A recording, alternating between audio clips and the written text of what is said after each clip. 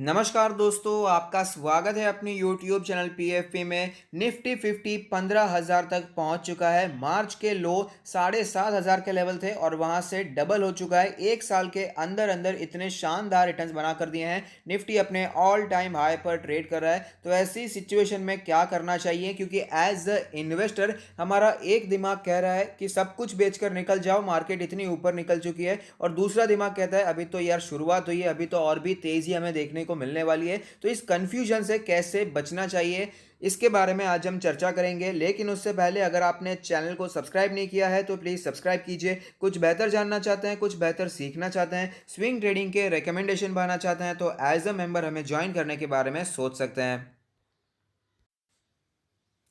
सबसे पहले बात करें निफ्टी 50 के वैल्यूएशंस के बारे में, तो फिलहाल निफ्टी 50 का वैल्यूएशन तो बहुत ही ज़्यादा ऊपर है। पी रेशियो 41.46 दिखाई दे रहा है। निफ्टी 50 के कई स्टॉक्स की अर्निंग्स में बहुत ही अच्छी बढ़ोतरी देखने को मिल रही है, उसमें कोई डाउट नहीं है। प्रॉफिटेबिलिटी इंक्रीज होती हुई नजर आई है, लेकिन जो स्पीड से प्रॉफिट्स ऊपर जा रहे हैं उससे कहीं ज़्यादा स्पीड से निफ्टी ऊपर जाता हुआ नजर आया है। इसीलिए अभी भी इसका जो वैल्यूएशन है बहुत ही ज़्यादा महंगा है। हिस्टोरिकली सबसे महंगे वैल्यूएशन पे हमें निफ्टी ट्रेड करता हुआ नजर आ रहा है और उसमें कोई भी डाउट नहीं है। 40 प्लस के पी रेशियोज हमें दिखाई दे रहे हैं। अगर बात करें एफआईआई डीआईआई एक्टिविटी के बारे में, तो बजट के पहले की जो वीक थी वहां पर एफआईआई लगातार माल बेच रहे थे, लगातार सेल ऑफ कर रहे थे। ऐसा लग रहा था मार्केट और भी ज्यादा क्रैश हो जाएगी, लेकिन तुरंत ही बजट के बाद इनका जो नज़रिया था वो बदल गया और वापस यहाँ पर हमें बाइंग शुरू होती हुई नजर आई है। अब देख पाएंगे 5 फरवरी 5 दिन हो चुके हैं फरवरी में, यहाँ पर लगातार हमें बाइंग होती हुई नजर आई है। 6,000 करोड़ से भी ज़्यादा की भी बाइंग हुई है और वापस डीआईआई अपने लाइन में लग गए हैं, वो वापस सेलिंग करते हुए नजर आ रहे हैं। यहाँ पर हमें पाँचों दिन सेलिंग ही देखने को मिल रही है। निफ्टी 50 के बारे में बात करें उससे पहले बैंक निफ्टी के बारे में बात करना बहुत ही ज़्यादा ज़रूरी है, क्योंकि इतनी शानदार रैली हमें देखने को मिल रही है। बजट के पहले जब गिरावट देखने को मिली तो बैंक निफ्टी में भी गिरावट ज़रूर हुई थी, लेकिन निफ्टी के मुकाबले बैंक निफ्टी फिर भी हमें स्ट्रांग दिखाई दे रहा था। और उसके बाद बजट के बाद तो शानदार तेज़ी आई। जो तेज़ी हमें बैंक निफ्टी में देखने को मिली है, चाहे वो प्राइवेट बैंक हो या फिर पब्लिक सेक्टर के बैंक्स हो, यहाँ पर 30,000 के लेवल से बैंक निफ्टी 36,000 तक जाता हुआ नजर आया, और वो भी सिर्फ 7 या 8 ट्रेडिंग सेशन में। तो आप समझ सकते हैं 20% का अपसाइड हमें देखने को मिला है एक ही हफ्ते में। शानदार रैली दिखाई है बैंक निफ्टी में। अब यहां पर इसे रेजिस्टेंस फेस करना पड़ रहा है, क्योंकि लास्ट ट्रेडिंग सेशन का जो कैंडल हमें बनता हुआ नजर आता है बहुत ही ज्यादा वीक बनता हुआ नजर आ रहा है। यहां पर तेजी तो आई थी, ओपनिंग हुई, उसके बाद शानदार रैली आई, लेकिन बहुत ही तगड़ा रेजिस्टेंस फेस करना पड़ा। 36,500 के ऊपर के लेवल से रेजिस्टेंस फेस करने के बाद हमें प्रॉफिट बुकिंग देखने को मिला, और जो क्लोजिंग हुई है वो 35,650 के आसपास हुई है। तो शानदार गिरावट आई है। 800 से हजार पॉइंट्स की हमें यहाँ पर गिरावट देखने को मिली है इंट्राडे बेसिस पर। तो प्रॉफिट बुकिंग आना तो तय है, उसमें कोई डाउट नहीं है, क्योंकि इतनी तेजी आई है। अगर एक हफ्ते में बैंक निफ्टी या कोई भी स्टॉक मार्केट अगर 20% एक हफ्ते में भाग जाएगा तो ऑफकोर्स थोड़ा सा प्रॉफिट बुकिंग तो बनता है। तो ऐसी सिचुएशन में जो लेवल्स बैंक निफ्टी के लिए एक स्ट्रॉन्ग सपोर्ट की तरह दिखाई दे सकते हैं उसके बारे में एक बार चर्चा कर लेते हैं। तो जो levels as a strong support हमें दिखाई दे सकते हैं वो है 33,000 के आसपास के लेवल, क्योंकि यही लेवल थे जो कि इसका पुराना ऑल टाइम हाई भी बना हुआ था। तो टेक्निकली ये levels as a strong support हमें दिखाई दे सकते हैं। यहीं पर हमें ओपनिंग भी देखने को मिली थी, गैप ऑफ ओपनिंग भी देखने को मिली थी। तो इसके आसपास strong support Nifty bank Nifty लेता हुआ नजर आ सकता है। अब निफ्टी के बारे में बात करें तो यहाँ पर भी कोई कम तेजी नहीं आई है। 13,600 के लेवल से निफ्टी 50 15,000 तक जाता हुआ नजर आया है 7-8 दिनों में। तो यहाँ पर भी शानदार रैली हमें देखने को मिली है, गैप अप ओपनिंग भी हमें यहाँ पर देखने को मिली, और उसके बाद भी तेजी कंटिन्यू रहती हुई नजर आई थी। और यहाँ पर भी थोड़ा सा प्रॉफिट बुकिंग फेस करना पड़ रहा है। 15,000 के लेवल पर अगर निफ्टी 50 पहुंच जाएगा और बिल्कुल भी प्रॉफिट बुकिंग ना हो, ऐसा तो होना मुश्किल है। एक दिन तो ऑफकोर्स थोड़ा सा प्रॉफिट बुकिंग बनता है, और यही लेवल से हमें गिरावट भी देखने को मिल रही है। इंडिकेटर्स के बारे में बात करें तो आरएसआई का नंबर 65.56 है, वापस हमें आरएसआई स्ट्रांग होता हुआ नजर आया है। अगर बात करें एमएससीडी के क्रॉसओवर्स के बारे में, तो फिलहाल जो क्रॉसओवर हुई है ऑफकोर्स इतनी तेजी आई है तो बुलिश क्रॉसओवर बनता हुआ नजर आया है। अगर बात करें इसके बॉलिंजर बैंड के बारे में, तो बॉलिंजर बैंड के अपर बैंड पर निफ्टी पहुंच चुका है। लोअर बैंड पर आने के बाद अच्छा सपोर्ट दिया और वापस हमें तेजी भी दिखाई दी।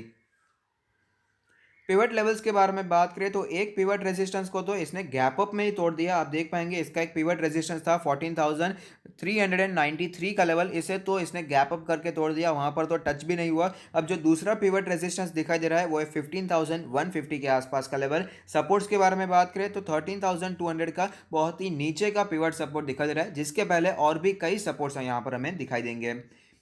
इसके वीकली चार्ट्स के बारे में बात करें जहां पर एक कैंडल 1 वीक को रिप्रेजेंट करेगी, तो आप देख पाएंगे यहां पर सिचुएशन बहुत ही खराब हो चुकी थी। यहां पर ऐसा लग रहा था कि और भी गिरावट हो सकती है, लेकिन ऐसा नहीं हुआ। यहां पर जो कैंडल हमें बनती हुई नजर आ रही है बहुत ही शानदार स्ट्रॉन्ग कैंडल बनती हुई नजर आती है। बियरिश मैरोबिजो कैंडल बन चुकी थी, ऐसा लग रहा था कि हमें 13,000 के लेवल्स देखने को मिल सकते हैं अगर मार्केट में बजट पॉजिटिवली नहीं लिया जाता, लेकिन ऐसा नहीं हुआ। मार्केट ने बजट को बहुत ही पॉजिटिवली लिया और शानदार रैली दिखाई है। और आप देख पाएंगे फिलहाल अभी निफ्टी अपने ऑल टाइम हाई के आसपास ट्रेड करता हुआ नजर आता है। सपोर्ट्स के बारे में और रेजिस्टेंस के बारे में बात करें तो सबसे बड़ा रेजिस्टेंस तो 15,000 का लेवल है। निफ्टी में बहुत ही ज्यादा तेजी आई है, मार्केट ऑलरेडी काफी भाग चुका है। एक साइकोलॉजिकल रेजिस्टेंस भी है 15,000 का लेवल, तो ये लेवल एक इंपॉर्टेंट लेवल रहने वाला है। अगर और भी तेजी चाहिए तो सस्टेनेबल होना पड़ेगा, इससे 15,000 के ऊपर सस्टेन होना पड़ेगा और स्टेबल तेजी हमें वहां पर दिखाई देगी। अगर बात करें नीचे सपोर्ट्स के लेवल्स के बारे में तो जो level as a strong support हमें दिखाई दे सकते हैं वो है 14,500 का लेवल। अगर बाय चांस हमें गिरावट देखने को मिलती है, थोड़ी सी कुछ ज़्यादा गिरावट हो जाती है, तो 14,500 14,400 के लेवल्स हमें एज ए स्ट्रॉन्ग सपोर्ट दिखाई दे सकते हैं। तो अब ये सबसे इंपॉर्टेंट बात, इन्वेस्टर्स के मन में जो डर बना हुआ है अब क्या करें। 15,000 निफ्टी पहुंच चुका है, बजट भी आ चुका है, सब कुछ हो चुका है, क्या अब यहां पर माल बेचकर निकल जाना चाहिए या फिर निश्चिंत होकर यहां पर इन्वेस्टिंग करना शुरू करना चाहिए। तो सबसे पहली बात, इन्वेस्टिंग करना कभी बंद नहीं करना है। स्टॉक स्पेसिफिक रहेंगे तो हमें कई स्टॉक्स मिलेंगे। निफ्टी 50 तो कब से भाग रहा है, लेकिन हमने कई बार स्टॉक स्पेसिफिक होकर अच्छे स्टॉक्स को खरीदा है, अच्छा पैसा भी बनाया है। तो फिलहाल अभी भी ऐसा ही करना है, स्टॉक स्पेसिफिक होना है, अच्छे स्टॉक्स को खरीदना है और अच्छे जो स्टॉक्स हैं वहीं पर आपको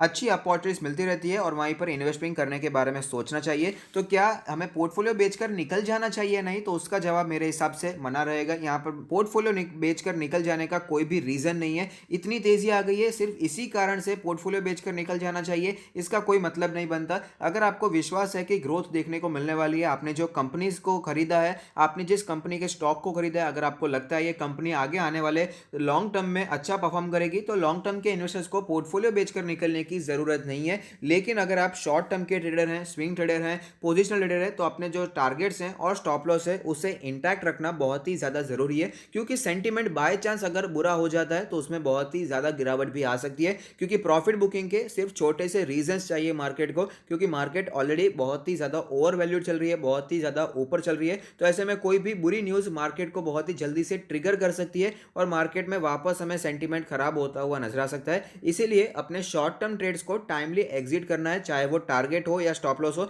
दोनों को इंटैक्ट रखना, बहुत ही स्ट्रिक्टली फॉलो करना बहुत ही ज्यादा जरूरी है। और इन्वेस्टिंग यहाँ पर आप थोड़ा थोड़ा करके इन्वेस्ट कर सकते हैं। जो भी अच्छे स्टॉक्स आपको अच्छे लेवल्स पर दिखाई दे रहे हो वहीं पर इन्वेस्टिंग आपको करना चाहिए। जैसे फिलहाल ही अगर बात करें तो जब हमें निफ्टी 50 दौड़ता हुआ नजर आ रहा था, तो वैसे में HDFC AMC बहुत ही नीचे में दिखाई दे रहा था, उसके बाद रैली देखने को मिली और फिर से वो हमें नीचे आता हुआ नजर आ रहा है। तो ऐसे में आप फिर से इसमें इन्वेस्टिंग करने के बारे में सोच सकते हैं। नेस्ले इंडिया हो गया, वो भी काफी अच्छे वैल्यूएशन पे आता हुआ नजर आता है, अच्छे प्राइस पर हमें आता हुआ नजर आ रहा है। तो ऐसे आपको कई स्टॉक्स मिलेंगे जो कि आपको अच्छे लेवल पर दिखाई देंगे, अच्छे प्राइस पर दिखाई देंगे अगर आप स्टॉक स्पेसिफिक अप्रोच रखेंगे।